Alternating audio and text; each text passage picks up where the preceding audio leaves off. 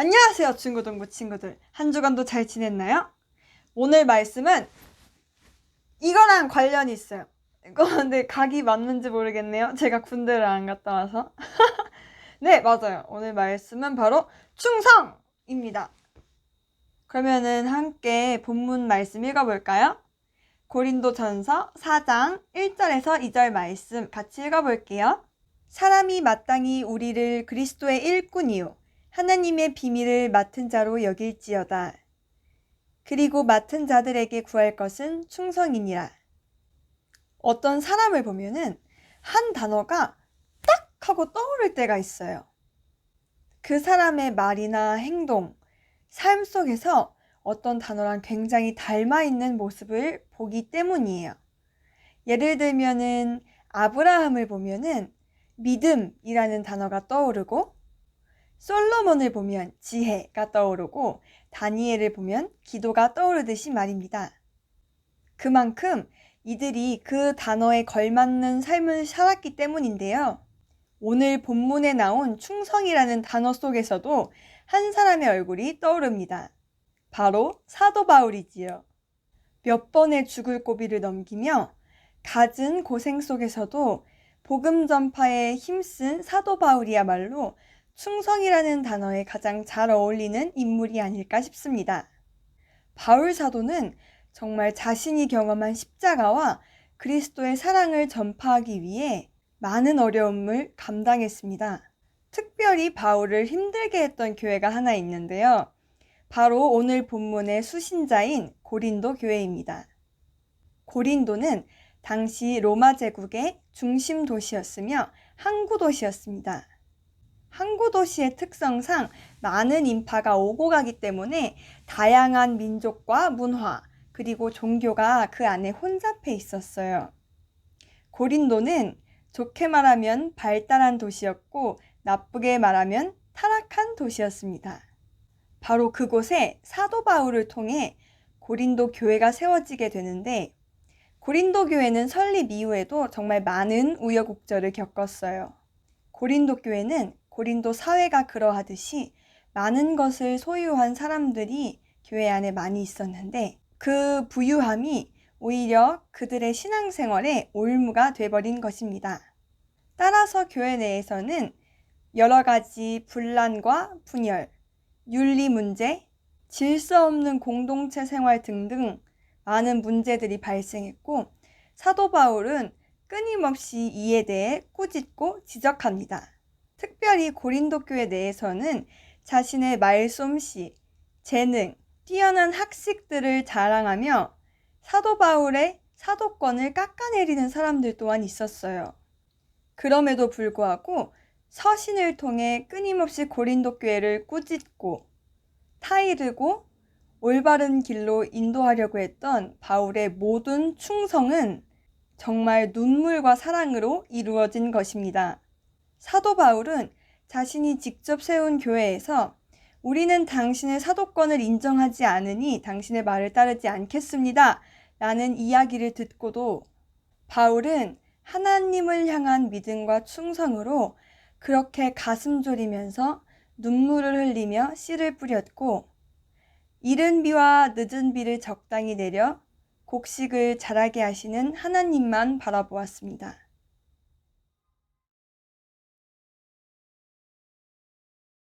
충성은 올바른 것이 무엇인지 알아서 마음의 중심을 잡는 것입니다. 그리고 이를 온 마음과 뜻을 다해 실천하는 것, 이것이 바로 충성입니다. 하나님이 믿는 자에게 요구하시는 것은 각 개인의 능력이 아니라 하나님을 충성스럽게 따르는 것입니다. 바울은 그의 수많은 자랑들을 예수 그리스도를 만나고 난 후에는 배설물로 여기게 되었다고 표현합니다. 이제 바울은 스스로의 재능과 능력이 아닌 하나님의 능력으로 사람들에게 나아가서 복음을 전파합니다. 그렇게 바울은 그리스도의 일꾼이요 하나님의 비밀을 아는 동역자가 되었습니다. 하나님의 비밀이 무엇이죠? 바로 예수 그리스도께서 십자가에 달려 돌아가사 우리를 구원하셨다는 것입니다. 십자가의 도가 멸망하는 자들에게는 미련한 것이요 구원을 받는 우리에게는 하나님의 능력이라. 고린도 교회 성도들은 자기가 가진 능력을 앞세워서 다른 사람들을 판단했기 때문에 교회 안에는 분란이 생겼습니다. 십자가의 도를 깨닫지 못하고 자신의 능력을 따르는 사람들은 남을 쉽게 비판합니다. 중심에 하나님을 두지 못하고 하나님의 자리에 자기 자신을 두었기 때문에 고린도 교회는 충성하지 못했습니다.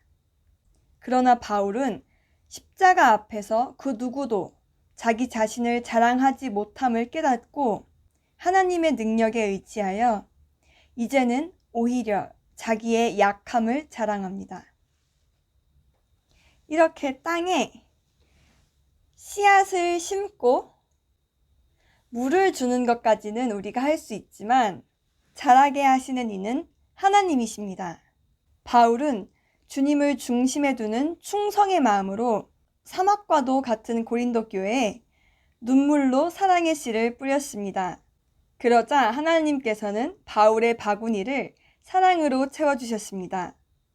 눈물을 흘리면서도 하나님께서 하실 것을 믿으며 계속해서 사랑의 씨를 뿌리는 자들에게는 하나님의 기적의 역사가 나타납니다. 그럼 이제 눈물이 사랑으로 변하는 기적을 만들어 가볼까요? 성경 클레이 시간이 돌아왔습니다. 오늘 만들 것은 눈물 두 방울이 모여서 이루어진 사랑인데요. 저는 노란색으로 한번 만들어 보려고 해요. 다양한 색상으로 하트를 여러 개 만들어서 모아놔도 참 예쁘더라고요.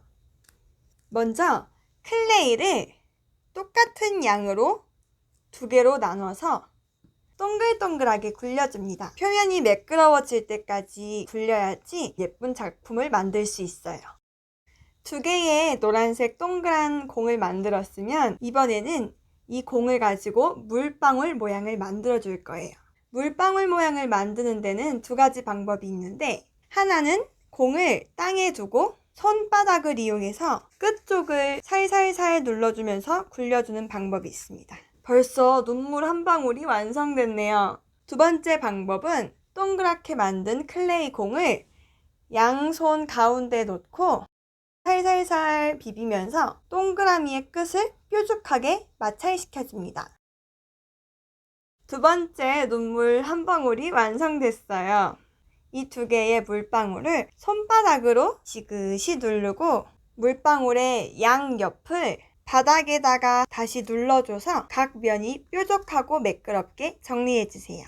이번에는 물방울 양쪽 면 잘 정돈된 부분을 잘 붙여서 꾹꾹 눌러주세요.